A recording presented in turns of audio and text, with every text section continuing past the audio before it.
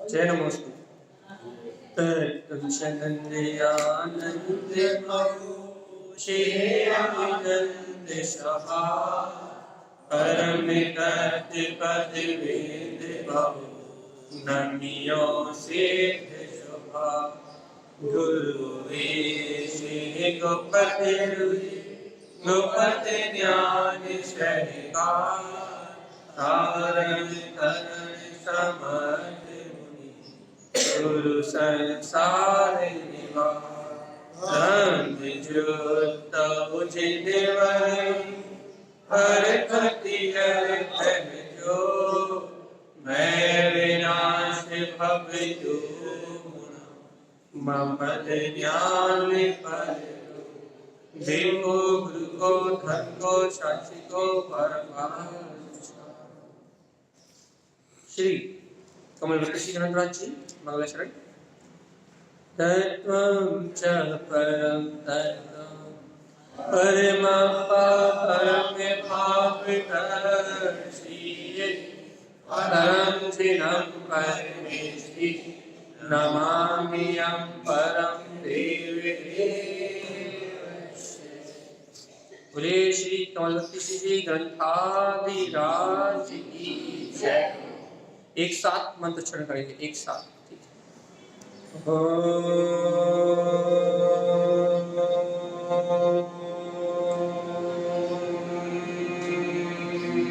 नमः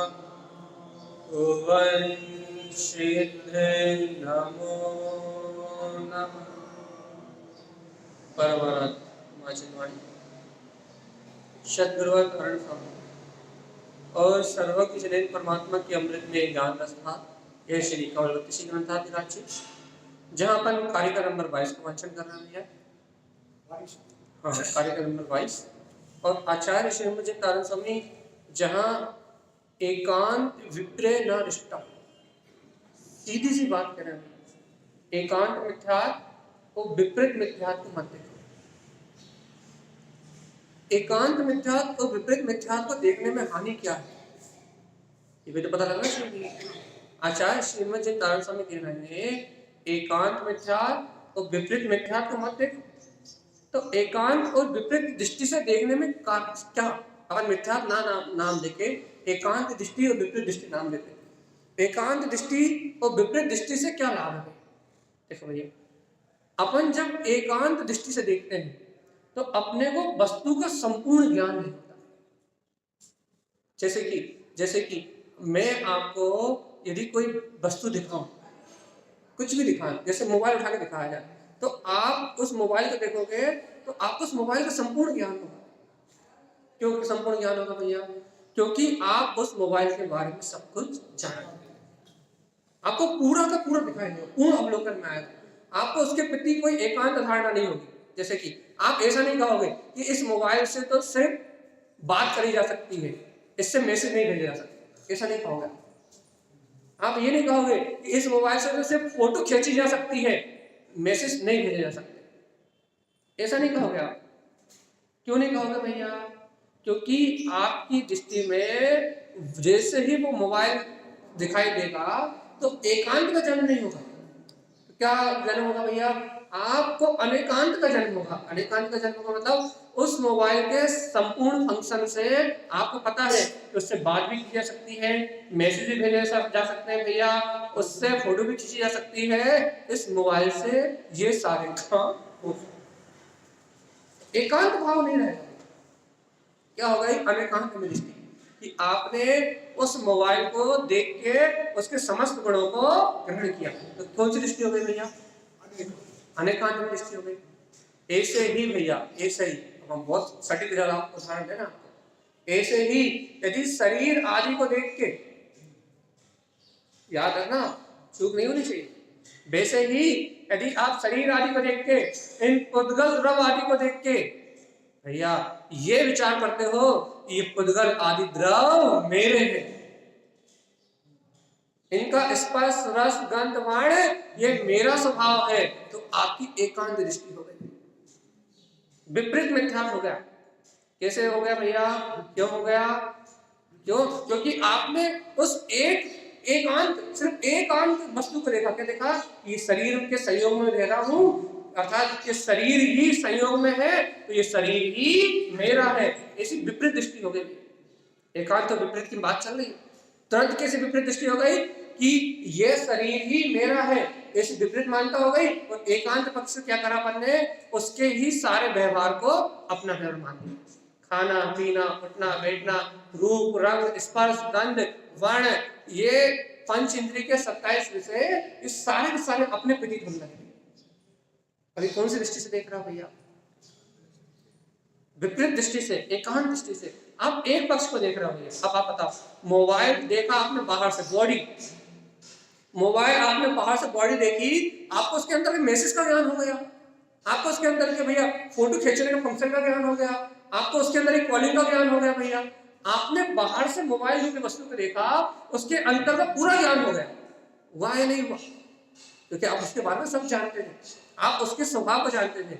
भैया ऐसे इस शरीर को देखा आपने, या इन संयोगों को देखा आपने, तो आपने इस पुद्गल के स्वभाव का, देखो देखो ध्यान रखो, आपने इस शरीर को देखा तो आपको इस बात का ज्ञान तो नहीं हुआ क्या? क्या ये पुद्गल तो रसगंध वाला बाला पुद्गल है, लेकिन इसको जानने वाला, इसको देखने वाला, देखो एकांत दृष्टि, विपरीत दृष्टि, समझो अपन इन शरीर आदि संयोगों को देख के, इन शरीर आदि संयोगों के बारे में विचार तो किया अपन ने, ये पुत्र मेरा, ये परिवार मेरा, ये स्पर्श मेरा, ये रस मेरा, ये भूख मेरी, ये प्यास मेरी, ये गंध मेरे। लेकिन भगवान जी ये विपरीत विचार तो किया, ये विपरीत रूप देखा तो, लेकिन भगवान जी इसमें ये क्यों नहीं दिखाई दिया? क्या इसे देखने वाला, इसे जानने वाला, इसके अंतर, इसके इस पुद्गल में जानने देखने की शक्ति नहीं है आपको, ये इसका अंतर स्वभाव क्यों नहीं दिखाई दिया? अच्छा बताओ, मोबाइल देखा तो मोबाइल में फोटो खींचना, बात करना, सब कुछ दिखाई दिया ना आपको। ऐसे आपने पुद्गल को देखा तो आपको दिखाई दिया ना कि पुद्गल में स्पर्श है, रस है, गंध है, वर्ण है, दिखाई दिया ना। लेकिन भगवान जी ये स्पर्श रस गंध वर्ण ये पुद्गल में है, मेरी आत्मा में नहीं। ऐसा क्यों नहीं दिखाई दिया? हाँ, किसका म्यूट खुलता है रोज? ऐसा क्यों नहीं दिखाई दिया भैया? हम जल्दी बताओ, प्रैक्टिकल करना है अपने जीवन में उतारना इस बात को। इस पुद्गल को देख के हमें ऐसा क्यों नहीं दिखाई दिया? इस पुद्गल भाव को देख के, इस जड़ भाव को देख के हमें ऐसा क्यों नहीं दिखाई दिया कि पुद्गल जड़ में स्पर्श है, रस है, गंध है, वर्ण है, ये शरीर आदि, ये संयोग, ये कर्म उदय का पिंड है और ये कर्म उदय से चल रहा है। अब ऐसा क्यों नहीं दिखाई दिया? इसके फंक्शन इसमें है, पुद्गल का फंक्शन पुद्गल में है भैया, पुद्गल में जो शक्ति है पुद्गल में है। ये शक्ति आपको अपनी क्यों दिखाई दी? मोबाइल को देख के आप कह सकते हो भैया कि मोबाइल का फंक्शन क्या है? अच्छा, जो काम मोबाइल करता है वो काम क्या कहते हैं, आपकी टीवी कर सकती है क्या? आप टीवी में मोबाइल रिमोट मान सकते हो क्या? क्यों नहीं मान सकते?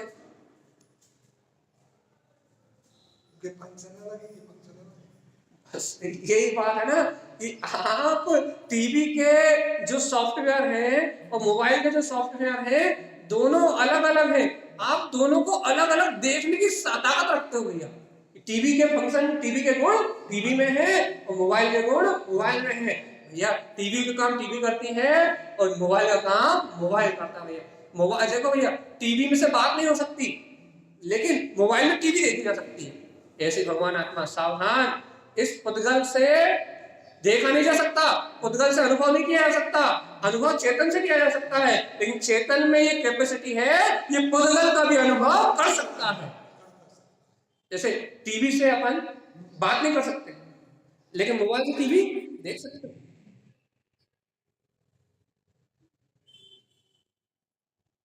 सविता दीदी को 1 मिनट मत बनाया करो भैया। सविता दीदी का म्यूट डेली खुलता है, उन्हें को होस्ट हटा दो, ठीक है।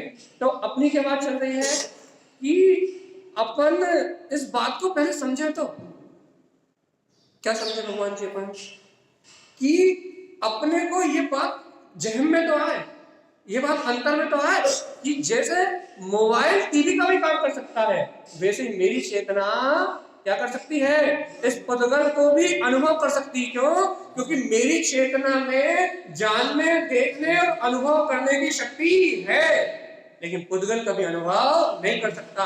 भगवान आत्मा ऐसे शरीर आदि संयोग देखते हुए, शरीर आदि संयोग के बीच में रहते हुए अपने को सत्य का भान क्यों नहीं आता, बोध क्यों नहीं आता? भगवान बोध बोध बोध,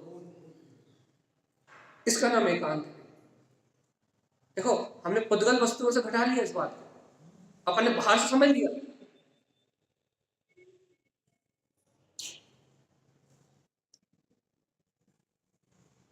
क्या करें हम लीव हो जाएंगे अब, यदि अब हुआ तो अपने को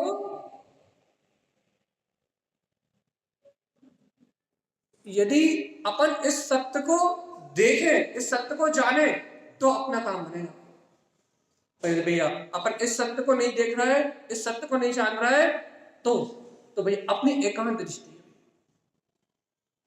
अपने को अपना अंतर अनुभव निखारना है। अपन यहाँ इतने लोग बैठे हैं, अपन इस बात को सुन रहे हैं इसलिए कि हमारी एकांत दृष्टि और विपरीत दृष्टि का नाश हो।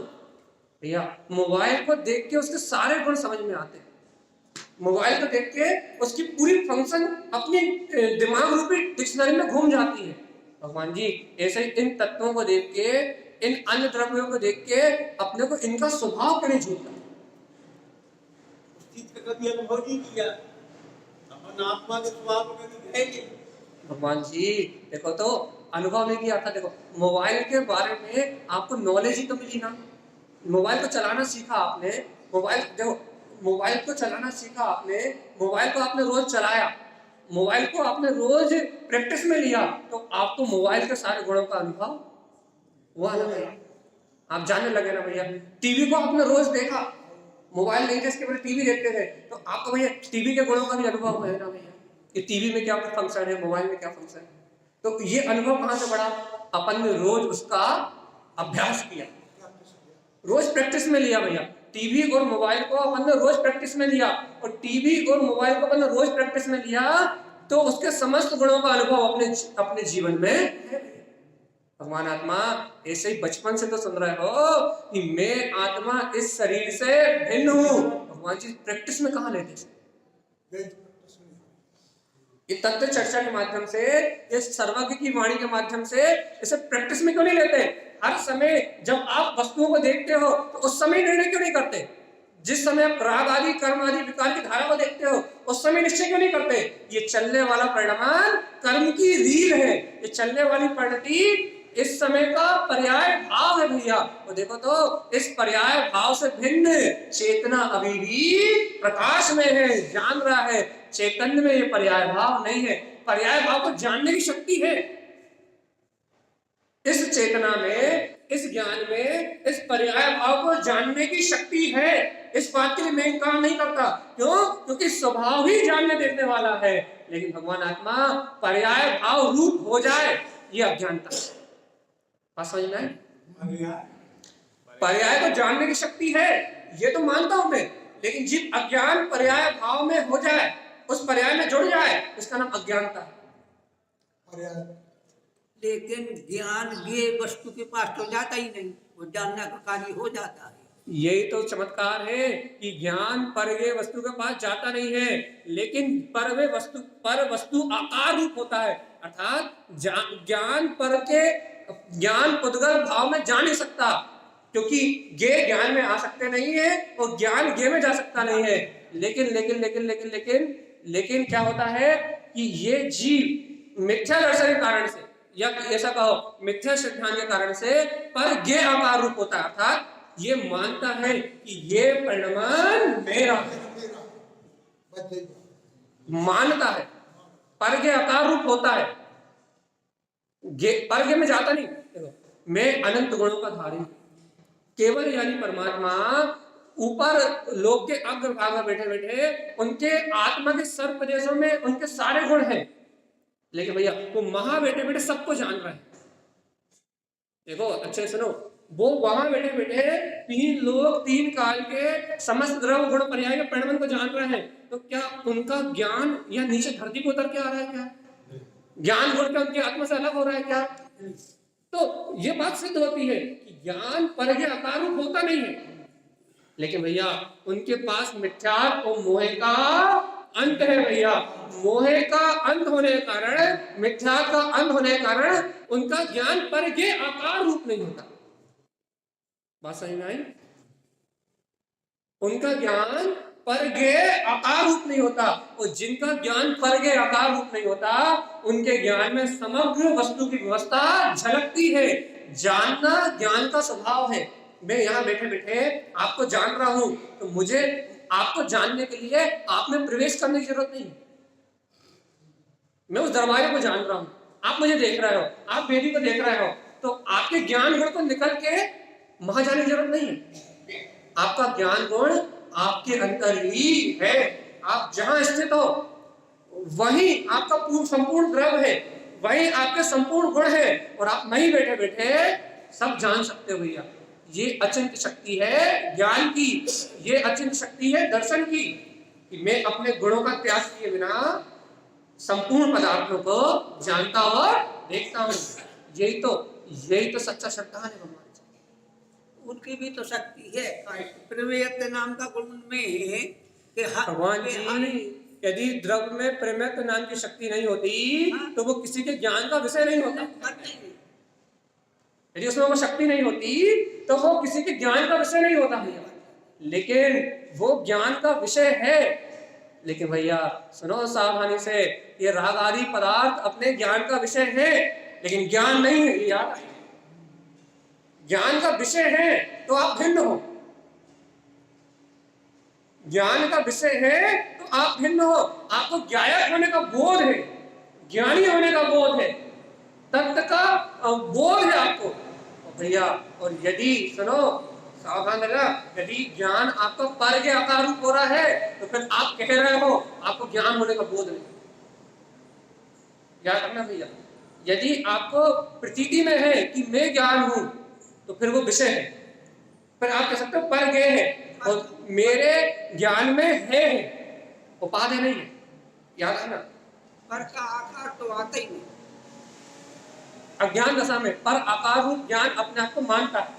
तो क्या कह रहा है भैया, जीव आत्मा यदि अपन उस पर के आकार रूप अपने आप को मान रहे हैं, जैसे जैसे जैसे आत्मा के भैया आत्मा के रूपी है नहीं, लेकिन प्रदेशत्व गुण के कारण जिस शरीर में रहता है उस शरीर आकार कहलाता है। सिद्ध भगवान भी प्रदेशत्व गुण के कारण से अंतिम शरीर से कुछ न्यून उस आकाश के प्रदेश घेरते हैं। तो आकाश के प्रदेश घेरने की अपेक्षा से आत्मा को आकार वाला भी कहा जाता है। किस अपेक्षा से? प्रदेशत्व गुण की अपेक्षा से जो आत्मा की स्वभाव व्यंजन पर्याय है, उस स्वभाव व्यंजन पर्याय की अपेक्षा से अंतिम शरीर से कुछ न्यून जब आत्मा लोक के अग्रभाग में स्थित होती है तो उसे कहा जाता है कि सिद्ध आकार है। किस अपेक्षा से कहा जाता है यह आकार वाला? उसने आकाश के जितने प्रदेशों को घेरा है उस प्रदेश के अनुसार, आकाश के प्रदेशों की संख्या के अनुसार असंख्यात प्रदेशी आत्मा का प्रदेशक गुण के अनुसार उसका सिद्ध आकार कहा जाता है। खड़गासन में जाए तो खड़गासन में, और पद्मासन में जाए तो पद्मासन में, जिस आकार रहती है, जिस अंतिम शरीर से छूटती है उस आकार कहा जाता है। तो कहा जाता है लेकिन उसका कोई आकार नहीं है, वो निराकार ब्रह्म है। प्रदेशक गुण की अपेक्षा से आकार कहा जाता है। भगवान आत्मा ऐसे ही ज्ञान पर के आकार नहीं होता, परगे आकार रूप होता नहीं है, लेकिन परगे रूप अपने आप को मानता है, इसलिए परगे आकार कहा जाता है। होता कभी नहीं, कभी होता नहीं है, लेकिन कहा जाता है। तो भैया ये कहा जाने वाले चक्कर नहीं तो सारी उलझन है। क्या उलझन है? कि जीव कहा जाने वाले को अपना स्वरूप मान लेता है और जो होता है उसको देखता नहीं है। इसीलिए एकांत कहते हैं भैया, क्योंकि जो चर्चा होती है वो एक अपेक्षा को लेकर होती है। तो भैया और जो ज्ञान जानता है वो सर्व को जानता है। ये अत्यंत बात है। यदि हम आपसे कहेंगे मोबाइल, तो हम मोबाइल शब्द पर क्या पाएंगे, लेकिन भैया आपका जो ज्ञान जानेगा वो मोबाइल के अंदर की सारी फैसिलिटी को जानेगा। हमने तो एक शब्द कहा, आपने पूरा जाना, क्यों? चलिए बताओ, हमने तो मोबाइल अकेला कहा, आपने उसकी सारी फैसिलिटी को जान लिया, क्यों? ऐसा क्यों हुआ? बताओ, बहुत सरल जवाब है। हाँ बताओ। उसकी जानकारी अपने पास है, उसकी जानकारी होने के कारण से वो पूरा का पूरा ज्ञान का विषय बन गया। जानकारी के कारण से 6 ऑप्शन ज्ञान की बात हो गई। ऐसे भगवान आत्मा जिन भव जीवों को आत्मा का श्रद्धान होता है, चर्चा तो आत्मा की एक नए से, एक पक्ष से, एक अपेक्षा से होती है, लेकिन जिन जीवों को आत्मा का अनुभव होता है या जिन्होंने आत्मा का अध्ययन किया है, जिन्होंने स्वाध्याय किया है, उन्हें वो संपूर्ण आत्मा इस स्वाद में वेगन में आता गया। चर्चा तो आत्मा शब्द कहा जाता है, ज्ञान शब्द कहा जाता है, दर्शन शब्द कहा जाता है, चारित्र शब्द कहा जाता है। इन शब्दों का अनुभव थोड़ी ना होता। अनुभव काय का होता है? जानने में क्या आता है? अनंत गुण में आत्मा। प्रतीति में क्या आता है? अनंत गुण में आत्मा। प्रतीति में ज्ञान थोड़ी ना आएगा, ज्ञान का अनंत परिणमन या ज्ञान की अत्यंत शक्ति पूरी अनुभव का विषय बनती है। लेकिन किसके अनुभव का? एकांत विपर्य न। दो चीज याद रखना, एकांत दृष्टि और विपरीत दृष्टि, ये दो नहीं होनी चाहिए। याद रखना, यदि आप मान लो आपने मोबाइल को भी चलाया ना हो, याद रखो, सुनो, यदि आपने मोबाइल को कभी चलाया ना हो और हम आपको मोबाइल की फैसिलिटी बताएं, क्या क्या फैसिलिटी बताएं भैया? कि मोबाइल से बात की जा सकती है, बस। देखो, अब देखो, बहुत अच्छा उदाहरण है। हम आपको सुनाए कि मोबाइल से सिर्फ बात की जा सकती है। अब यदि कोई दूसरा व्यक्ति आपसे आके बोलेगा भैया मोबाइल से तो फोटो खींची जा सकती है, तो मोबाइल अपने पास रखो, इससे फोटो खींची जा सकती है, भैया, आप क्या कहोगे? मोबाइल पे सिर्फ बात करने का काम। अब दूसरा कितने समझाता रहे, दूसरा कितने ही आपसे कहता रहे कि मोबाइल से फोटो भी खींची जा सकती है, मोबाइल से फोटो भी खींची जा सकती है, मोबाइल से फोटो भी खींची जा सकती है, मोबाइल से फोटो भी खींची जा सकती है, लेकिन आपने एकांत दृष्टि से मान लिया क्या भैया कि फोटो तो सिर्फ कैमरे से खींचती है, मोबाइल से तो बात होती है। तो बताओ भैया, आप कभी उस मोबाइल से, उस मोबाइल की जो अंतर में उसकी क्या कहे, उसकी जो सॉफ्टवेयर की प्रणाली है, क्या कभी आप उसका अनुभव कर सकते हो? आप कभी आप कहीं जा रहे हो, अपना तीर्थ, आप चैतन्य दर्शन के लिए आ रहे हो, तो आपसे कहें भैया मोबाइल ले जाओ, इससे फोटो खींच लाना, आप क्या कहोगे? मोबाइल से तो सिर्फ बात हो सकती है, इससे फोटो नहीं खींच सकती, इसलिए आप उस मोबाइल को वहीं का वहीं छोड़ दोगे, स्वीकार ही नहीं करोगे। कैसे कहते हैं? एकांत दृष्टि। क्या किया कि वस्तु के एक गुण को स्वीकार तो आपने सही किया कि मोबाइल से बात हो सकती है, लेकिन बाकी सारे गुणों को गौर नहीं किया। गौर करते हो सम्यक दृष्टि हो जाते, मानता ही नहीं दी, नकार ही दिया। यदि गौर करते तो आग मारती, गौर करते तो पुरुषार्थी, गौर करते तो भैया सम्यक दृष्टि, गौर करते तो आपको पता लगता कि बात करना मुख्य काम है, लेकिन गौर करते तो आपको जैसे ही कहते फोटो खींच रहा तो आपको दूसरे गुण का ही बोध हो जाता। तो भैया गौर करना करा था ना, तो गौर करा था, लेकिन अंतर में था, तो क्या होता? अंतर से निकल आती बात। हाँ, इससे फोटो भी खिंचती है, गौर करते तो निकल आती, गौर करते तो निकल आती, लेकिन गौर नहीं किया, आपने उसे नकार दिया। क्या नकार दिया? इससे फोटो खिंचती नहीं है। अब क्या हुआ भैया? एकांत दृष्टि। अब आपको मोबाइल की कोई कितने नहीं मांगा है कि मोबाइल से तो कैमरे से भी अच्छी फोटो खिंचती है, लेकिन भैया आपको मानने में नहीं आएगी, आपके चित्त में नहीं उतरेगी। क्यों नहीं उतरेगी भैया? क्योंकि आपकी मान्यता में वो मिथ्यात्व बैठा हुआ है, एकांत पक्ष बैठा हुआ है। अब आप उसके अनंत गुणों को स्वीकार नहीं कर सकते। ऐसे भी अनादिकाल से यही हो रहा है। मैं शरीर से फिट आत्मा हूँ, जान रहा हूँ, देख रहा हूँ, कह तो रहा है, ध्यान रखो भगवान। भैया जान रहा हूँ देख रहा हूँ तो क्या जान रहा हूँ देख रहा हूँ, क्या मानता कर ली, इस पुद्गल को ही जान रहा हूँ, पुद्गल को देख रहा हूँ, एकांत पक्ष। क्योंकि आत्मा तो दिखता ही नहीं। रात में पूर्णा का वंचन हुआ था, देव दिखती जब क्या कहा था, तो मैंने क्या कहा था कि भैया आत्मा, यदि तुम आत्मा का दर्शन करो, गाथा याद नहीं आ रही कि उसका अर्थ याद है, लेकिन क्या अर्थ है कि देखो क्या, यदि आत्मा नहीं देख रहा तो कौन देख रहा है ये बताओ। हम गाथा याद नहीं आ रहे, गाथा कौन से नंबर की थी, लेकिन उसका अभिप्राय ये था दृष्टि से देखो। क्या देखे भैया, कहने के दृष्टि से देखो, वो दृष्टि ही देख रही है, उस देखने वाले के अलावा अन्य कोई कुछ देख नहीं। पर अपन क्या कर रहे हैं भैया, आत्मा ही नहीं दिख रही।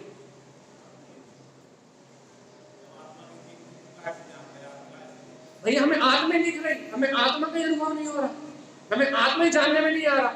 भैया जब आत्मा के अनुभव नहीं हो रहा, आत्मा ही जानने में नहीं आ रहा, तो जान कैसे रहा है? आत्मा नहीं होगी तो मन कहाँ से काम करेगा? आत्मा नहीं होगी तो कोई इंद्री काम करेगी ना मन काम करेगा। इतनी सटीक बात कि उसी से जान रहे हो, उसी से देख रहे हो, लेकिन एकांत पक्ष क्या कह रहा है, संसार का शब्द अगर हटा दे मैं तो प्रवचन ही नहीं कर सकते, कुछ भी अनुरूप का। बस यदि आप उस आत्मा का देखो, उससे जान रहे हैं, उससे देख रहे हैं, वही शब्द व्यवहार, शब्द ज्ञान का प्रयोजन है। ज्ञान नहीं हो तो शब्द कहां से जन्म ले रहे हैं? तो भैया सब कुछ उसी से हो रहा है, सारी प्रवृत्ति उसी से हो रही है, लेकिन अपना एकांत पक्ष क्या कहता है भैया कि हमें दुनिया तो दिखाई दे रही है, आत्मा दिखाई नहीं दे रही। अब क्या कर लोगे, कैसे सम्यक दर्शन प्राप्त कर लोगे? अब दुनिया को देखने को स्वीकार कर रहे हो कि दुनिया हमें स्वीकार है, दुनिया को देखना हमें स्वीकार है, दुनिया की प्रवृत्ति हमें स्वीकार है, लेकिन स्वयं को स्वीकार नहीं करोगे कि भैया वो देखने वाला और कोई नहीं, मेरे ही है। भैया दृष्टि जीना, अभी अपनी अपन मूर्ति श्री पूर्णा का वांचन कर रहे थे, क्या कहा था गुरु ने, दृष्टि जीनाऊ ममल स्वभाव, दृष्टि में देखना है, दृष्टि कहीं देना है तो अपने ममल स्वभाव पे दो, क्योंकि ममल स्वभाव पे दृष्टि दोगे तो मुक्ति की प्राप्ति हो जाएगी जीवात्मा, और ममल स्वभाव पे दृष्टि नहीं दोगे तो मुक्ति कभी मिलने वाली नहीं है। चली चलऊ न हो मुक्ति श्री तो ज्ञान सहाय। कारण स्वामी ने कहा था भैया, बुलवा दिया था, बधाई बांटी थी, हे भव्य आत्मा चलो चलो चलो, कहाँ चलो, मुक्ति श्री की ओर चलो, अपने ज्ञान स्वभाव के आश्रय से आप मुक्ति की ओर चलो भगवान जी। इस भाव भ्रमण में भटकते हुए अनंत काल हो गया, अब तो निकलो भैया, इस भाव भ्रमण से निकलो। निकलना है नहीं निकलना? देखो भैया अब भी उदाहरण दिया था मुक्ति श्री पूर्णा के टाइम कि जो नौका, जो जहाज भंवर में फंस जाता है नियम से डूबता है, भंवर में फंसने के बाद जहाज के निकलने के कोई चांस नहीं होते। ऐसे अनादि काल से मेरा जीव इस संसार भंवर में फंसा हुआ है, और जब तक भंवर में फंसा रहेगा तब तक इसके निकलने की कोई चांस नहीं रहेगी। तो गुरु महाराज कह रहे हैं भंवर में ठीक, इस भंवर का विनाश करो। कब कब कैसे होगा विनाश? अखे रमण रे नारी, क्या जब अपन अक्षय स्वभाव में रमणता करेंगे, अक्षय स्वभाव में ठहरेंगे, तब इस भंवर का विनाश होगा। और मन हर्षियों ने जिन तारण को जब सब मुक्ति बहुत न्यारी, आचार्य श्रीमद जिन तारण स्वामी का मन हर्षायमान हो जाएगा। कब भैया? वो तो करुणावंत है, आचार्य है, तो उनका मन हर्षायमान कब होगा? जब ये सब मोक्ष मार्ग में चलेंगे भैया, मुक्ति को प्राप्त कर लेंगे, तब कोई प्रसन्नता है। नहीं तो भैया तो मंदिर बनवाते जाओ, तीर्थ बनवाते जाओ, लेकिन दृष्टि शरीर पे ही रखो, दृष्टि संयोग पे ही रखो भैया, बड़े बड़े निर्माण करवाते जाओ, बड़े बड़े प्रोग्राम कराते जाओ, और दृष्टि उस गायक परमात्मा पे हो ही ना। बड़े बड़े आयोजन हो जाए, बड़ी बड़ी बढ़िया अपनी बाहर की व्यवस्थाएं बन जाए, लेकिन अपना वितराग स्वभाव अपने लक्ष्य में आए ना, तो फिर क्या काम का बताओ जरा। मन तब हर्षायमान हो जब अपने को अपने अंतर में मुक्ति की प्राप्ति हो जाए, जब मुक्त स्वभाव अनुभव में आ जाए, तब अपना तारण तरण, अरे अपने हृदय में अपना तारण तरण, अपने तारने वाला स्वभाव है, तरने वाला स्वभाव है, जब अपना तारण तरण हर्षित होगा। तारण तरण मतलब अपनी अंतर आत्मा, अंतर आत्मा ही तरने वाली है और अंतर आत्मा ही तारने वाली है। मुक्ति तो यही है। अपनी आत्मा कब प्रसन्न होगी? जब अपन स्वयं अपने मुक्त स्वभाव में रमण करेंगे, नहीं तो भगवान आत्मा एक उद्गल वस्तुओं के सारे गुण पता नहीं। गुलाब यदि आपको ठंडाई पिलाई जाए, ठंडाई के नाम से ही सारे गुण याद आ जाएंगे, काली मिर्ची भी, शीतलता भी, और क्या बोलते हैं भैया, शक्कर भी, और पूरा का पूरा स्वाद उसमें जो भी झलकता है। 16 चीजें आ जाती हैं। पूरी 16 की 16 चीजें जिब्या पे एकदम रसायन की तरह घुल जाएंगी भैया। ठंडाई, गर्मी का सीजन आ गया, ठंडाई इलायची से लेके हर चीज का स्वाद आ जाएगा। ए भगवान आत्मा, और ये अनंत चतुष्टय में अतीन्द्रिय गायक स्वभाव, देखो तारक स्वामी कह रहे हैं मध्यस्थम, ए जीवात्मा मध्यस्थ भाव रखो, समता का भाव रखो, विमल शुद्ध स्वभावम, तुम इन 8 कर्म मल से रहित शुद्ध स्वभावम, शुद्ध स्वभाव के धारी हो भैया। तुम्हारे अंतर में तुम्हारा वीतराग शुद्ध स्वभाव भरत रहा है। एक घड़ी दो घड़ी के लिए, पल दो पल के लिए इस वीतराग भाव का अनुभव कर लो ना भैया, इस आत्म भाव का अनुभव कर लो ना भैया, इस गायक स्वभाव का अनुभव कर लो ना भैया। पल दो पल के लिए कर लो, अरे घड़ी दो घड़ी के लिए कर लो। विमल जो काय से रहित है, अष्ट कर्म से रहित है, कहाँ है? मध्यस्थम, मेरे साम्य भाव में, मेरे देह के मध्य है। शुद्ध स्वभावम, कौन? मेरा शुद्ध स्वभाव।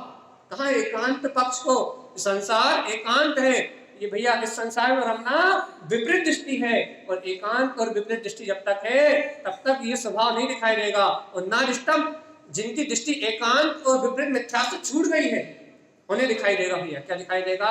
साम्य भाव में, जो ना राग करता ना द्वेष करता, जो ना मोह करता ना भैया क्या बोलते द्वेष करता भैया, ना राग ना मोह ना द्वेष ना करता ना भोगता भैया, जिसमें ये 148 कर्म प्रकृतियां उत्पन्न ही नहीं होती।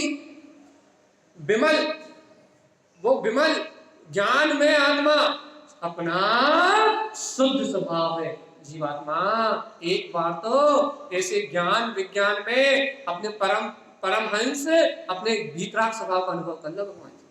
और तारक स्वामी की प्रेरणा यही है, उनके ग्रंथों में जीव की परिणति को एकांत संसार की भावना से पलट के अपनी ओर लाने का पुरुषार्थ है।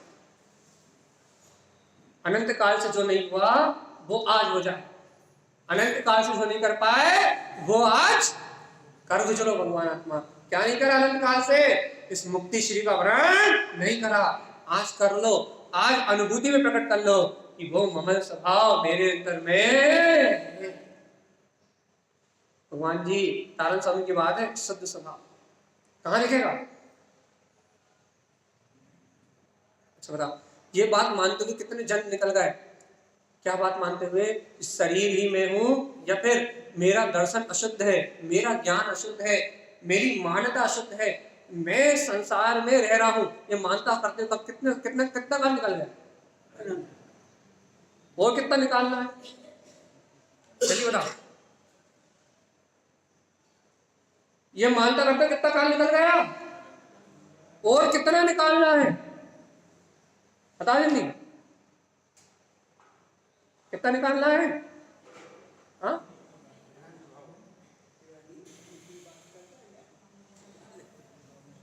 हम नहीं निकालना, ये निकालना नहीं निकालना। देखो पक्का निर्णय नहीं हो पा रहा जीवों का कि अब हमें इस मानता में अपना जीवन नहीं निकालना, अब हमें इस संसार की ये राग आदि विपरीत परिणति में अपना जीवन नहीं निकालना, अपना लक्ष्य ही उस परम लक्ष्य की ओर नहीं जा रहा, अपनी दृष्टि ही उस परम सत्ता की ओर नहीं जा रही भैया। ए जीवात्मा, जब तक अपना लक्ष्य अपनी दृष्टि ही उस परम सत्ता की ओर नहीं जा रही, तब तक भगवान आत्मा अपने अंतर का कल्याण कैसे करोगे? जीवात्मा अपना कल्याण कैसे करोगे? जीवात्मा मुक्ति की प्राप्ति कैसे करोगे? इस देह से भिन्न उस निराकार विमल शुद्ध स्वभावम, उसका कैसे मध्यस्थम अपने ही हृदय के मध्य उस परमात्मा का दर्शन कैसे करोगे? बिना समता भाव के, बिना साक्षी भाव के, बिना ये स्वीकार किए हुए कि मैं शुद्ध बुद्ध भाव वाला हूँ, मैं ज्ञान दर्शन भाव वाला हूँ भैया, मैं विकार भाव वाला नहीं हूँ।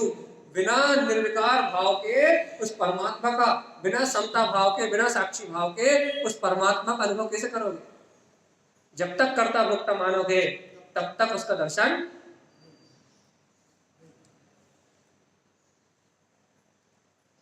जब तक मलिन मानते रहोगे, तब तक मल में मानते रहोगे, तब तक उस परमात्मा का दर्शन नहीं होगा।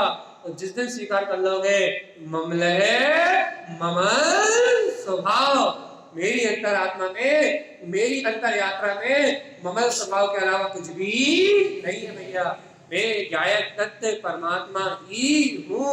ये कहा भगवान शुद्ध साहब। देखो अनादि काल से एकांत और विपरीत दृष्टि होने के कारण से जीव की नजरों में अपनी शुद्ध चेतना नहीं है। नजरों में क्या बसा रहा? मैं स्त्री हूं, मैं पुरुष हूं। अनादि काल से विपरीत मानता होने के कारण से जीव की नजरों में अपना शुद्ध समता भाव में आत्मा नहीं आया। तो क्या क्या आया भैया? मैं राग कर रहा हूं, मैं द्वेष कर रहा हूं, हमेशा विकारी परिणाम का बोध बना रहा। क्यों बोध बना रहा भैया? तो एकांत पक्ष, एकांत दृष्टि, अनादि से विकार भाव का बोध बना रहा। क्यों बना रहा भैया? विपरीत दृष्टि, विपरीत मानता। तो इनके बोध का कारण क्या है? क्योंकि भैया दृष्टि सम्यक नहीं हुई, और जब तक दृष्टि सम्यक नहीं हुई तब तक भैया शरीर का बोध कौन छुड़ाएगा? अपन कह तो अच्छे से देते हैं भैया कि हमें शरीर से भिन्न आत्मा का अनुभव नहीं हो रहा, लेकिन कभी सोचते हैं कि शरीर से भिन्न आत्मा का अनुभव क्यों नहीं हो रहा? इतने प्रवचन घिस रहे हैं हम, इतने विद्वानों के प्रवचन सुन रहे हैं, इतना स्वाध्याय कर रहे हैं, इतना चिंतन कर रहे हैं, अपना जीवन ही धमो है, धमो क्षेत्र है भैया, स्वाध्याय प्रधान समाज मानी जाती है, स्वाध्याय प्रधान समाज है। तो इतना स्वाध्याय प्रधान होने के बाद भी हमें इस देह से भिन्न उस निराकार शक्ति का बोध क्यों नहीं? क्यों नहीं? क्यों नहीं? उस अचिंत आत्मा का अनुभव क्यों नहीं? उस तत्व की प्रतीति क्यों नहीं? क्योंकि भैया पढ़ कितना भी लो, पढ़ो सुहा लाभ लीजिए, अपन कितना ही रट लो, कितना ही पढ़ लो, पढ़ने से कुछ नहीं होगा भैया। जब तक अपनी दृष्टि एकांत पर्याय और विपरीत मिथ्याल इनसे पलटेगी नहीं, तब तक वो निराकार परमात्मा अनुभूति में प्रकट होने वाला नहीं है। वो उसकी अनुभूति के बिना मोक्ष मार्ग बनने वाला नहीं। भेद ज्ञान कुछ भी नहीं है। आपको आपके आत्म तत्व की स्वीकारता हुई, वो जीव जुदा, खुदगल जुदा, ये जो प्रतीति आती है, इसका नाम भेद ज्ञान है। भेद ज्ञान कोई नई वस्तु थोड़ी ना, ऐसा थोड़ी ना कि आत्मा इस शरीर से बाहर निकल के देखेगी कि मैं अलग हूं, शरीर अलग है। ऐसा होगा क्या? ध्यान में निर्णय होगा। हमें तो इतना बताओ, जब आत्मा को शरीर से अनुभव होगा तो आत्मा दीवार पे बैठी होगी और शरीर नीचे बैठा होगा, ऐसे ही ना? ऐसे ही तो होगा। और क्या? आत्मा बालकनी में बैठी होगी और शरीर नीचे बैठा होगा, तब देखेंगे भैया कि वो देखो आत्मा बालकनी पे रहती है और शरीर नीचे रहता है, तब अलग अलग भाषित होगा, है ना? भगवान जी, भगवान जी ऐसा कुछ होने वाला नहीं है, ऐसा कुछ नहीं होने वाला। भगवान अपन यही अनुभव करते हैं, शरीर से आत्मा बाहर निकल जाए, दिखे भैया शरीर अलग है, आत्मा अलग है, और ये और वो, ऐसी ना जाने कौन कौन सी भ्रांति दिमाग पर रखते हैं। ऐसा कोई अनुभव नहीं होता। फिर कैसा अनुभव होता है? इस शरीर के मध्य रहते हुए भी मैं विमल ये कर्म रूप शरीर नहीं हूं, मैं इससे भिन्न शुद्ध स्वभाव वाला हूं, ऐसी जो प्रतीति है उसका नाम ही भेद ज्ञान। इस संयोग में, इन रागादि विकारी भाव में, इन संयोग के बीच में रहते हुए, कर्मबल के बीच में रहते हुए, कर्मबल मेरा स्वभाव नहीं है, ऐसी जो निरंतरता की प्रतीति है कि मैं शुद्ध बुद्ध आत्मा हूं और ये रागादि विकार मुझसे भिन्न है, इसका नाम भेद ज्ञान है। इसमें ना शरीर अलग होता है, ना आत्मा अलग होती, बस मिथ्या मान्यता अलग होती, बस। और क्या अलग होता है? ज्ञान में निर्णय होता है, बस महामात निश्चय होता है कि ये सब विकारी परिणाम भिन्न है और मैं निर्विकार चेतना भिन्न हूं। ऐसी प्रतीति का नाम, ऐसे सत्य के निर्णय का नाम, ऐसे निश्चय का नाम, इसका नाम भेद ज्ञान होता है। ये कोई क्रिया थोड़ी ना है भैया, आत्मा को बाहर निकाल लो फिर अनुभव होगा। ये तो भैया तो अनंत नाम सत्य हो जाएगा। फिर क्या निर्णय करो?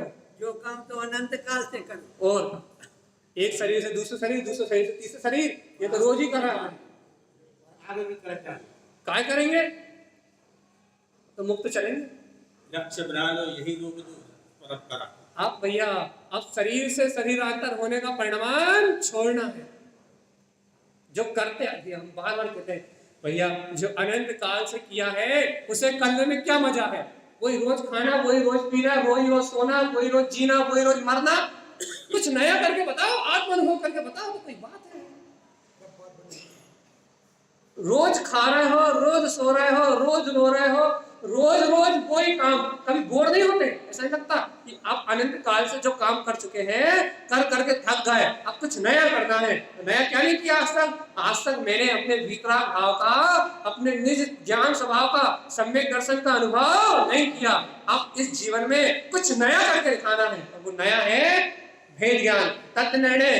भैया वो नया इसलिए है क्योंकि आज तक नहीं किया, और एक बार यदि वो अनुभव हो गया, एक बार यदि वो भेद ज्ञान हो गया, तो चिरकाल तक का सुख और इस जन्म मरण के रोग मिट जाएंगे, और ये आत्मा परम आनंद में, परम अतीन्द्रिय आनंद में, अपने ही वितराग भाव में गोते लगाएगा और आनंद परमानंद में हो जाएगा। जो अनंत काल से नहीं किया, इस भाव में मुझे वो ही करना है, इसके अलावा कुछ नहीं करना। जिस दिन ऐसा लक्ष्य बन जाएगा उस दिन भैया मोक्ष जाना नहीं पड़ेगा। मैं तो कहता हूं मोक्ष लक्ष्मी सब खुद तुम्हारा क्या बोलते हैं वर्ण करने के लिए नीचे आएगी। क्यों?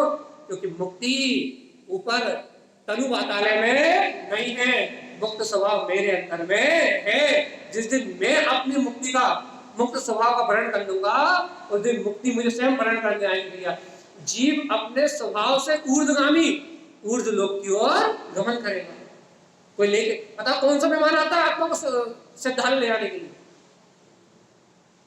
न स्वर्ग ले आने के लिए कोई विमान आता, न नरक ले आने के लिए आता, न सिद्धालय के लिए आता।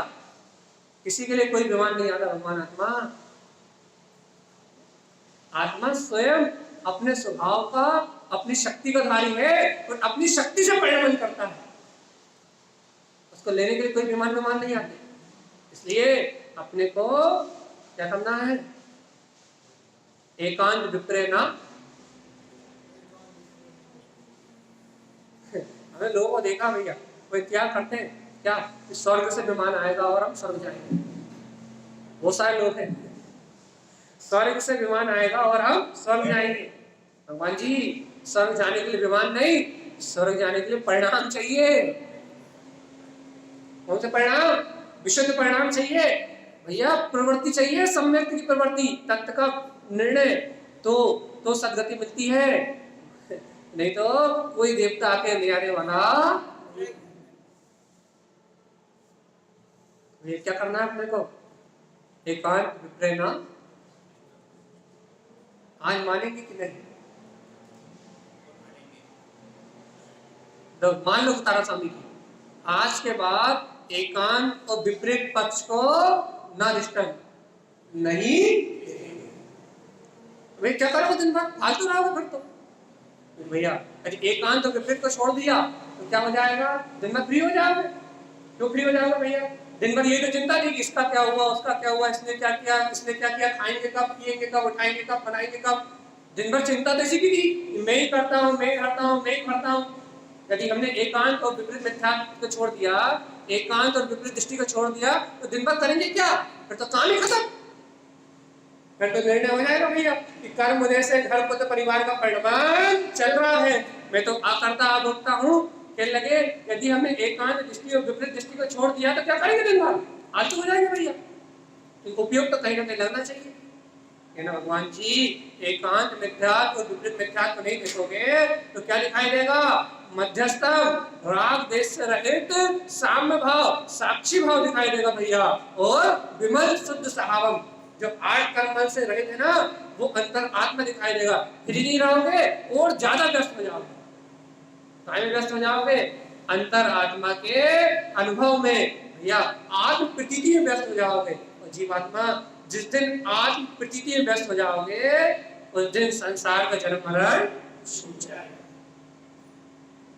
बिजी होना है तो कर्मों के लिए बोर्ड लगा दो कि आई एम बिजी, मैं इस समय बहुत ज्यादा व्यस्त हूँ। कर्म पूछे कहाँ व्यस्त हो, कहले भैया अपने आत्मा की सूरत में व्यस्त हूँ।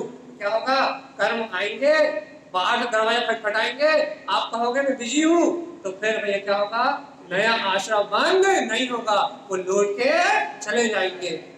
बस लोग अपने फोन के स्टेटस में, व्हाट्सएप स्टेटस में भी लिख के देते हैं बिजी। भैया आप मुझे मैसेज ना करें, आप मुझे मैसेज ना करें, आप मुझे परेशान ना करें। क्यों? क्योंकि मैं बिजी हूँ। स्टेटस में डालते हैं बिजी, नीचे लिखा स्टेटस माँ डालते बिजी। क्यों भैया? क्योंकि भैया दिन भर काम में व्यस्त है, इतना समय नहीं है कि आपके फालतू मैसेज को पढ़ा जाए। यदि काम की बात हो तो भेज दो, और नहीं तो बिजी। भगवान आत्मा ऐसे ही अंतर आत्मा कह दो ना, हम तो अपने गायक की प्रतीति में क्या है, बहुत व्यस्त है भैया। अब राग देश कर्म आए तो भैया कह दो कि भैया यदि भैया तीव्र धारा आ रही है तो जुड़ गए तो जुड़ गए, यदि तीव्र धारा आती है तो जुड़ान हो जाता भैया, इस भूमिका में हो जाता। तीव्र धारा आती है, जुड़ गए, थोड़ी देर के भूल गए तो भूल गए, लेकिन भैया फिर वापस आ जाओ, आई एम बिजी। छोटी मोटी धाराओं का प्रभाव मुझ पे पड़ता ही नहीं है। क्यों नहीं पड़ता? क्योंकि मैं गायक तत्व भगवान आत्मा ही हूँ, ये निश्चय से मुझे स्वीकार है। छोटी मोटी स्थितियों में तो मेरा ज्ञान पर से जुड़ता ही नहीं है। हाँ, कभी भारी चिंता आ जाए तो ऐसा नहीं करे, इस भूमिका में जुड़ाव नहीं होता भैया, होता है, लेकिन श्रावक वो है जो उस जुड़ान को भी तोड़ने का पुरुषार्थ करता है। और होता है पुरुषार्थ, आता है आत्मा का स्मरण, चलते फिरते उठते बैठते आता है याद कि भगवान जी कहाँ पागलपन में उलझे हुए हैं, कहाँ चिंताओं में डूबे हुए हैं, मैं तो चैतन्य में परमात्मा ही। अब सबने नहीं बोला तो प्रवचन बंद, ठीक है? मैं गायक तत्व भगवान आत्मा ही। अभी भी कब आ जाएगी? जाग रहे हो सो रहे हो? सही बताओ, जितना आप सब मिलके बोल रहे हो उतना मैं माइक के द्वारा बोलना, मेरा माइक के में बोलता हूँ। चलो अच्छा ठीक है। मैं गायक तत्व भगवान आत्मा ही। अब लगा भैया कि कुछ बोला, जगे। भगवान जी ये मन नहीं बोलने देता, मन कहता है कि कैसे बोल दोगे, तुम तो अभी स्त्री हो, पुरुष हो, रागी हो, देशी हो, कामी हो, भोगी हो, पापी हो, कहलवाओ कि मैं पापी हूँ, नाच नाच के कहेंगे। मैं चोर हूँ, मैं रागी हूँ, मैं व्यसनी हूँ, नाच नाच के कहेंगे। लेकिन भैया मैं भगवान हूँ कैसे कह दें, मैं गायक हूँ कैसे कह दें, मैं चेतन हूँ कैसे कह दें? क्यों? क्योंकि अपनी चेतना को स्वीकार करते ही सारा अहंकार, ये पुद्गल का अहंकार धराशायी हो जाता है, और जीव सब छोड़ सकता है भैया, अपने पुद्गल का मान नहीं छोड़ सकता, अहंकार नहीं छोड़ सकता, कर्तव्य का अहम नहीं छोड़ सकता भैया। सुंदर भगवान आत्मा जब तक अहंकार नहीं छोड़ेगा, अहम नहीं छोड़ेगा, तब तक भेद ज्ञान नहीं। सब छोड़ सकते हो भगवान आत्मा। लोग कहते हैं हम प्राण दे सकते हैं लेकिन नाक नहीं झुका सकते। हम प्राण दे सकते हैं लेकिन नासिका नहीं झुका सकते, नाक नहीं झुका सकते। इतना अहम है हमें अपने धन दौलत पद परिवार और अपनी झूठी क्रियाओं का, इतना अहम है कि हम भैया नाक नहीं कटा सकते, मर सकते हैं। भगवान जी जितना अहम इस नाम का है, बाहर के वैभव का है, झूठे अहंकार का है, यदि उतना स्वाभिमान, उतना बहुमान, मैं गायक परमात्मा हूँ, जिनेंद्र सम हूँ, तीन लोग का नाम दूं भैया।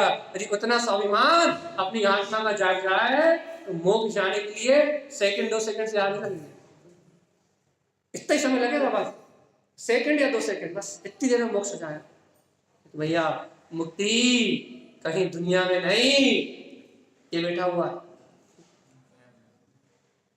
मुक्त आत्मा। मुक्त आत्मा को ढूंढने कहां चले?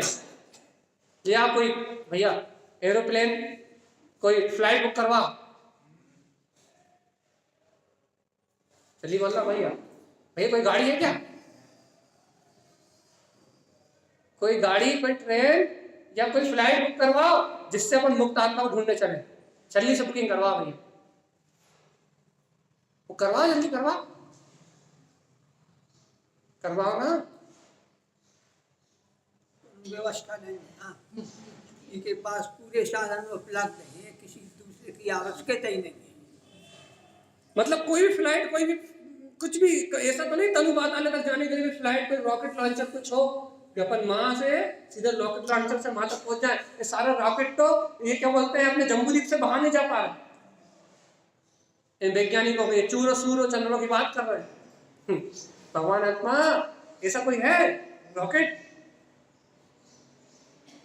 भैया बाहर में कोई व्यवस्था भैया, इसलिए कह रहा है मुक्त आत्मा को खोजने जाना है तो ना गाड़ी चाहिए, ना हेलीकॉप्टर चाहिए, ना ट्रेन चाहिए, ना प्लेन चाहिए, कुछ नहीं चाहिए भैया। इस मुक्त आत्मा को आपको देखना है तो ये आपके देह रूपी देवालय में ही निवास कर रहा है। आज अभी इसका अनुभव कर लो, और इस समय आज अभी इसका अनुभव कर लिया तो भैया जन्म मरण की सारी पीड़ा समाप्त हो जाएगी, और निरंजन गायक तत्व भगवान आत्मा मध्यस्थम विमल शुद्ध सावम अपने साक्षी भाव में, अपने समता भाव में उस शुद्ध स्वभाव का अनुभव हो जाएगा।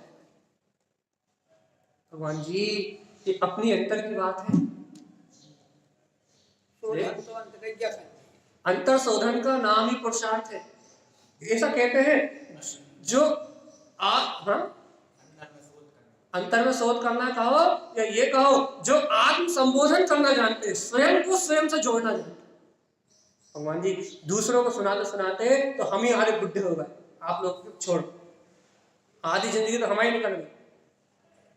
दूसरों को सुनाते सुनाते दूसरों को सुना रहे हैं, अब 2-5 साल से सुना रहे हैं, इतने में ही हमारी आधी जिंदगी खत्म हो गई, अब 2-5 साल की जिंदगी और बची तो बची। तो भगवान आत्मा दूसरों को उपदेश देते देते दूसरों को सुनाते सुनाते तो जीवन निकल गया भैया। लेकिन भगवान आत्मा कभी अपनी अंतर आत्मा को सुनाकर तो देखो, ये बीतराग वाणी जिनेन्द्र भगवान की देशना, कभी ये वचन अपने हृदय को सुनाकर तो देखो भगवान जी। एक बार हृदय से सुनो तो ये भगवान की वाणी अंतर आत्मा से एक बार सुनो तो, यदि हृदय से सुना तो बोध होगा भैया, बोध ये सर्वक परमात्मा जो दे रहा है वो दान अपने आत्मा आनंद में। आज की गाथा में था, कल की गाथा में था दान का विषय, कल रात में था ना देवदीप्ति गाथा में, अरे रात की गाथा में तो था ना देवदीप्ति गाथा में, क्या था कि अरिहंत परमात्मा दान दे रहा है, काय का दान दे रहा है, अपने ज्ञान विज्ञान का, अपने विज्ञान स्वभाव का दान दे रहे हैं। और हे जीवात्मा उत्पन्न दाता दे, तुम भी ऐसे स्वानुभूति को उत्पन्न करके अपने अंतर में अनुभव का दान दो भैया। इस दान के बिना मुक्ति की प्राप्ति नहीं होती। अरिहंत भगवान ज्ञान में स्वभाव का दान दे रहे हैं, इस गायक में अंतरात्मा की शक्ति को बता रहे हैं, अपना हृदय रूपी पात्र इस दान को ग्रहण कर ले। और यदि भैया अपने को कोई दान देना है तो अपना उपयोग अपने में आत्मरमणता का दान दे। अनादि काल से जिस सत्य को स्वीकार नहीं किया, आज भैया अपने आत्मा में उस तत्व को अंगीकार कर लो, ऐसा शुद्ध दान दो तो मुक्ति की प्राप्ति होगी। दात्र पात्र तत् विशेष, याद है आपको, दात और पात्र की यही विशेषता है कि दाता अंतर में देता है तो पात्र लेता है। पात्र अपना ममल स्वभाव है तो देने वाला अपना उपयोग है। जब इन दोनों का मिलन होता है तो स्वानुभूति का प्रकाश होता है। भगवान जी रुचि खाए की भगवान आत्मा इतना सुनने के बाद 1.5 घंटा हो गया, 1.5 घंटा हो गया, 8:30 से 9-10 बजने वाले। मुक्ति शरीफ खुलना के बाद कमलवती जी एक बात सुन रहे हैं आप 1-1.5 घंटे से, चली चलो न हो मुक्ति शरीफ ज्ञानेश्वरामि। एक ही बात सुन रहे हो कि तारण स्वामी कह रहे हैं कि एकांत विपर्य नानिष्टम, इस संसार के एकांत पक्ष को और विपरीत मान्यताओं को मत देखो, मध्यस्थम विमल शुद्ध साम। चलो चलो चलो अपने शुद्ध स्वभाव में ज्ञान के आश्रय से साक्षी भाव में अंतरात्मा की आराधना के लिए चलो। और देखो आगे क्या कह रहा है, शुद्ध सावम उत्तम, ऐसा शुद्ध स्वभाव ही कहा है। किसने कहा है? जिनेन्द्र भगवान ने। व्यवहार से अर्थ निकालोगे तो जिनेन्द्र भगवान ने ऐसे शुद्ध स्वभाव का उपदेश दिया है, और निश्चय से अर्थ निकालोगे तो कह रहा है शुद्ध स्वभाव उत्तम, यह जीव ऐसे शुद्ध स्वभाव की चर्चा करो। दिन रात भी कथाएं करते हो, क्या मिलता है? दुर्गति। दिन रात भी कथाएं करते हो, दुर्गति मिलती है। और भगवान जी यदि तारण स्वामी की बात मानोगे, शुद्ध सावम उत्तम, यदि ऐसे वीतराग स्वभाव की चर्चा करोगे, ऐसे गायक परमात्मा को कहोगे, ऐसे वस्तु स्वरूप की चर्चा करोगे, ऐसी चिन्हवाणी को कहोगे, तो अपनी जिज्ञा धन्य होगी, अपना जीवन धन्य होगा, अपनी आत्मा धन्य होगी। तो आचार्य श्रीमद जी तारण स्वामी कहते हैं शुद्ध सावम उत्तम, ऐसे शुद्ध स्वभाव को कहो, शुद्ध स्वभाव की चर्चा करो। भैया ममल दृष्टि चा गम्य कृपणम चा, अपने ममल स्वभाव की दृष्टि से ही सारे कर्मों का नाश होता है। भैया बिना ममल स्वभाव की दृष्टि के मुक्ति की प्राप्ति नहीं हो सकती। आज जाओ चाहे कल, मोक्ष तब मिलेगा जब अपनी दृष्टि अपने ममल स्वभाव पर होगी। भैया अपनी दृष्टि ममल होगी तो मुक्ति आज मिल जाएगी, और अपनी दृष्टि ममल नहीं होगी तो 3 काल में भी मुक्ति मिलने वाली। अपनी अपनी रुचि का मार्ग है, अपनी अपनी अनुभूति का मार्ग है, अपने अपने स्वभाव की स्वीकारता का मार्ग है। भैया जिसको जितना गहरा ये स्वभाव स्वीकार होता है, उसके अंदर उतनी गहरी प्रतीति आती है। और देखो कितना सरल मार्ग है भैया, कि आप इस भाव को स्वीकार कर लोगे तो बाहर में किसी को पता ही लगेगा, तो आपके अंदर प्रतीति जाग जाएगी कि मैं भिन्न हूं और तू भिन्न है। आपको धर्म करने से आपके तो पुत्र रोकता है, परिवार रोकता है, पत्नी रोकते हैं, बच्चे रोकते हैं, ये नहीं रोकते, इनका मोह रोकता है। यदि भैया अंतर में इनका मोह नहीं होगा, ममल स्वभाव में दृष्टि होगी, तो अंतर में ही मैं परमात्मा हूं ऐसी प्रतीति होगी, और उस धर्म को कौन रोक सकता है? बाहर से मंदिर आने के लिए यदि कोई रिश्तेदार आ गया कि हम भैया हम सुखा जी जा रहे हैं, तो हम सुखा जी जा रहे हैं या फिर कोई शादी में जा रहे हैं या ब्याह में जा रहे हैं, कोई रिश्तेदार आ गया तो हम चैत्यालय आने से रुक गए, भाई हम धर्म करने से रुक गए। अरे भैया धर्म करने से नहीं, सब कर्म करने से रुके हो। धर्म करने से कौन रोक सकता है?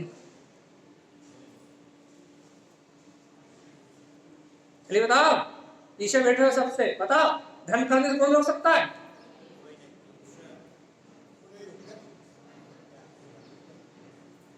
इस त्रिकाल में इन तीनों लोगों में धर्म करने से रोकने वाला कोई नहीं है, क्योंकि धर्म वस्तु का स्वभाव है।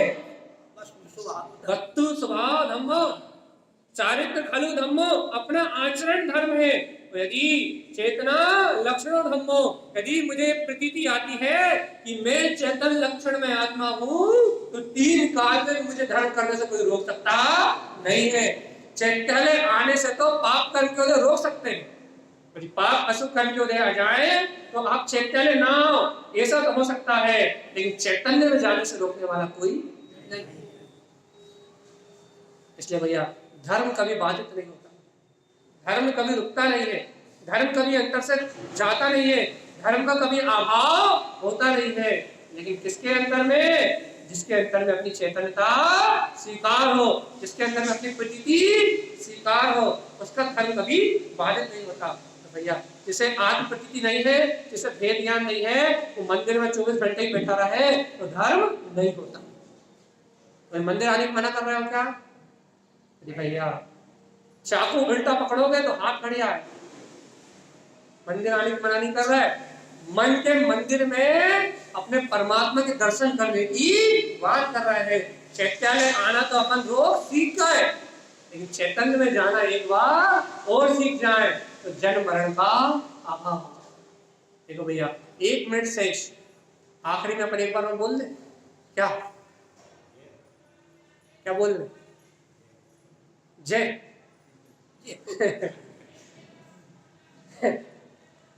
मतलब कि भगवान जी 1 घंटा हो गया, बोलो श्री गुरु महाराज की भैया जी आप जाओ और हमें भी जाने दो।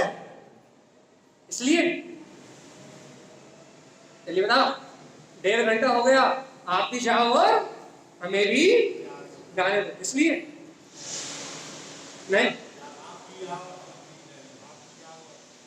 भैया आखिरी बार अपन बोल देते हैं सब एक साथ, सबको याद है भेड़िया, इस शरीर, सब लोग एक साथ, इस शरीर आदि से भिन्न मैं एक अखंड अविनाशी चैतन्य तत्व भगवान आत्मा ही हूं। फिर आवाज नहीं है, घर नहीं जाने देंगे हम आपको, ये याद रखना, यहीं बैठना पड़ेगा। जब तक एक साथ आवाज नहीं आ रही तब तक किसी को छुट्टी नहीं। चलो एक बार फिर से, इस शरीर आदि से भिन्न एक अविनाशी तत्व आत्मा ही हूं। जब ऐसे हूं की हुंकार आती है तब मन मरता है और आत्मा जागती है। भैया अपने को मन को मारना है और अंतर को जगाना है। सभी भव्य आत्मा इस आत्म अनुभव को लाभ ले भैया और अपने कल्याण का मार्ग बनाए इन्हीं मंगल भावनाओं से। बोलिए आचार्य भगवत सद्गुरु संत कारण कर्म लाभ जय जय नमोस्तु